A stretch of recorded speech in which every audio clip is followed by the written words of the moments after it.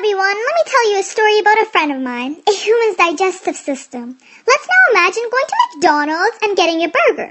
I know you are so excited to eat that burger, but do not worry, you will be eating that burger very soon. However, before you do eat, do not forget to wash your hands. If you do not wash your hands, you might get diarrhea. Whoa, how horrible! Anyways, the digestion process starts by the first bite of that burger you bought. Digestion begins in the mouth. The teeth and the tongue move food around and break it apart. The mouth takes the food into the body, where salivary glands make saliva to moisten food and keep the mouth, as well as other parts of the digestive system, a damp environment. Saliva, depending on the food it's breaking down, has a pH ranging from 6.2 to 7.6.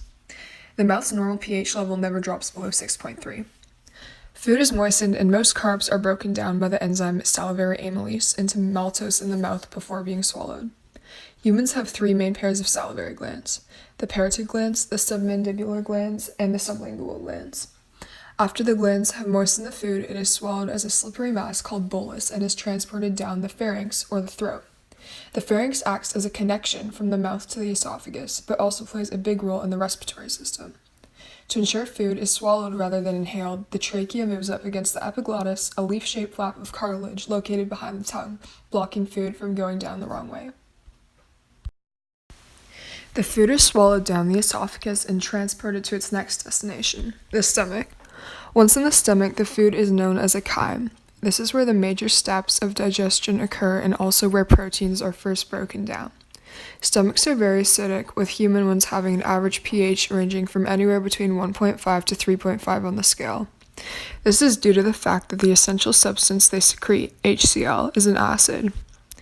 HCl is short for hydrochloric acid.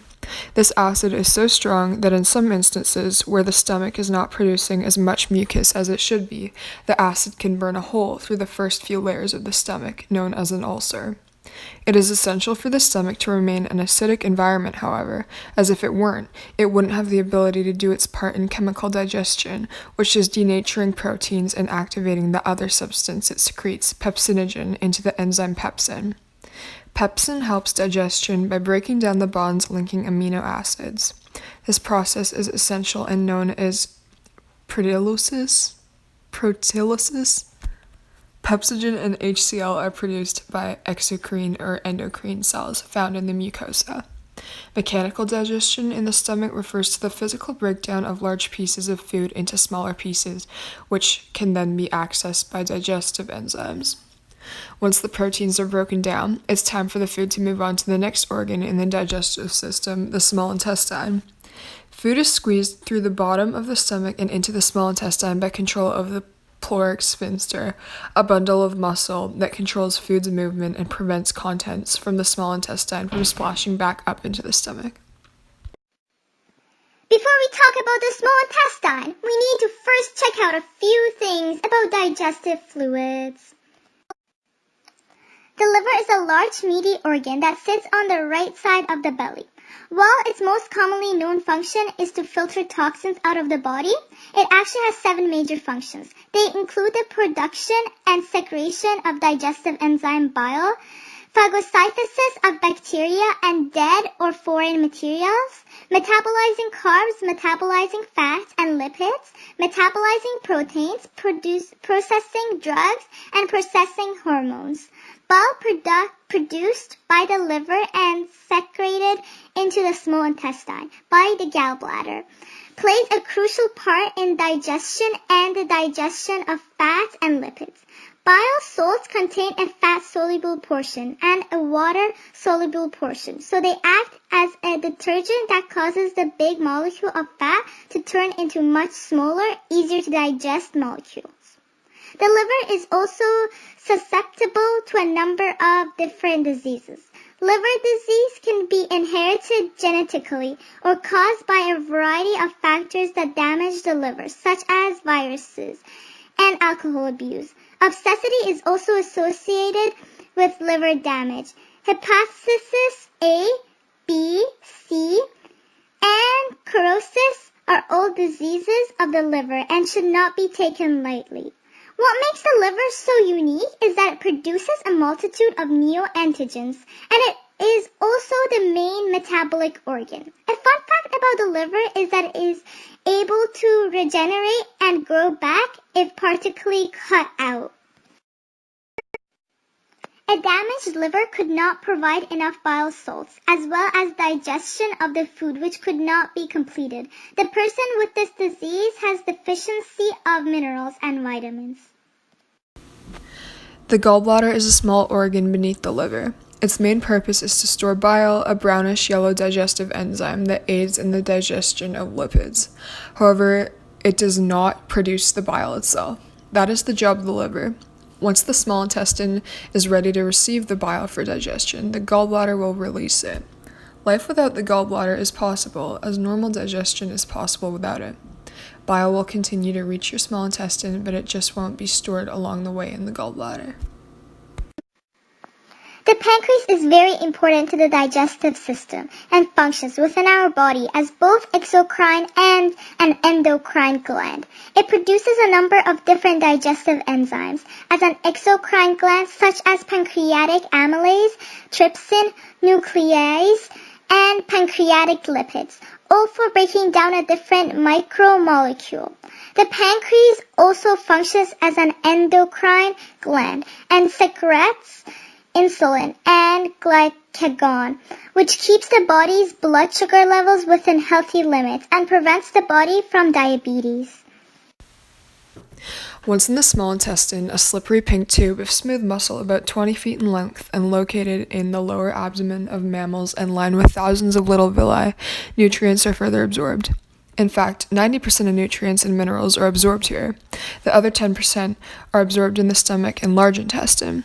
The villi, as previously mentioned, are tiny little hair-like projections covering the membranous surface of the intestine that expand its surface area in order to aid nutrient absorption and to facilitate the passage of fluid or nutrients. The small intestine is split into three major parts, the first being the duodenum, which has a pH of roughly 6. The jejunum, which is the second stretch of the intestine, sees significant increase in pH level until it caps off at its highest of 7.4 in the terminal ileum, the third segment of the small intestine. Most of the digestive enzymes in the small intestine are secreted by the pancreas and enter the small intestine via the pancreatic duct. These enzymes enter the small intestine in response to the hormone cholecystoconin, which is produced in response to the presence of nutrients. Though the chemical breakdown of proteins begins in the stomach, it continues in the small intestine as well. Proteolytic enzymes, including trypsin and chymotrypsin, are secreted by the pancreas and break proteins into smaller peptides. Lipids or fat go undigested in your digestive tract until they reach your small intestine, where they meet bile. Bile contains bile salts, which act as an emulsifier of lipids. This breaks the large fat droplets into smaller droplets that are then easier for the fat-digesting enzyme pancreatic lipase to digest. The digestion of carbs, which has started in the mouth, continues here in the small intestine. Pancreatic amylase and the disaccharides finish the chemical breakdown of digestible carbohydrates. The monosaccharides are absorbed into the bloodstream and delivered to the liver. Finally, nucleic acids are digested here too. The nucleic acids DNA and RNA are found in most foods. Two types of pancreatic nuclei are responsible for their digestion. Deoxyribonuclease, which digests DNA, and ribonuclease, which digests RNA. From the small intestine, food moves on to the large intestine, where the majority of water absorption takes place and remaining nutrients are absorbed. The large intestine, colon, or large bowel, is about 5 feet long and about 3 inches in diameter. Remaining waste material is stored here as well, before being removed by defecation. This waste material is commonly known as feces and essentially consists of undigested material unable to be absorbed. Bacteria inhabiting the large intestine, such as E. coli, help to break down and further digest the food. Bacteria in the large intestine also helps create some important substances, such as vitamin K, which plays an important role in blood clotting. By the time the food enters the small intestine, 80% of the water and fluids have already been absorbed. Net movement of water across cell membranes always occurs osmosis. And the fundamental concepts needed to understand absorption in the large intestine is that there is a tight coupling between water and solute absorption.